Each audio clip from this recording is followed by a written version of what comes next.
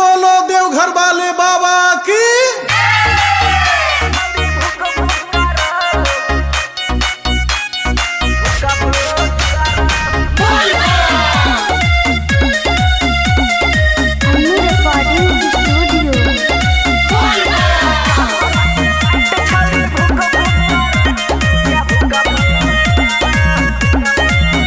तोहर काबर के लाइट छौरी भूक भूक कर गे भूक भूक कर तोहर काबर के लाइट छौरी भूक भूक कर गे भूक भूक कर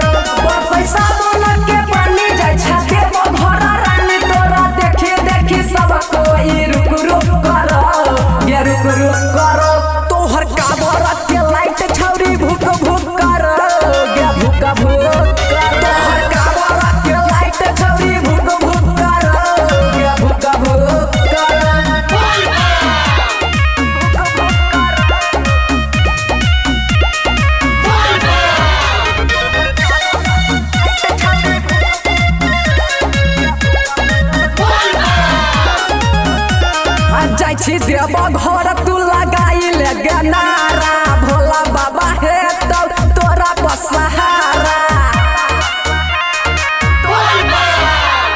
जाइ छी भोला बम तू लगाइले गनारा भोला बाबा हे तोरा बसहारा तोहर जलावा छभारी चढ़ै सोया पहाड़ी तोरे तोहर करे जाकिया धुक धुक कर गे धुक धुक कर तोहर काबर के लाइट छौरी भूक भूक कर गे भूक भूक कर तोहर काबर के लाइट छौरी भूक भूक कर गे भूक भूक कर अनु रिकॉर्डिंग स्टूडियो।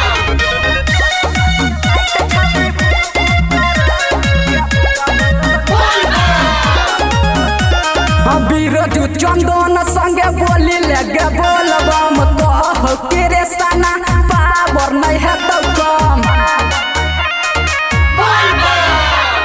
बिरजू चंदन संगे बोली लगे बोलबम कह के रे सना पावर नहीं है तो कम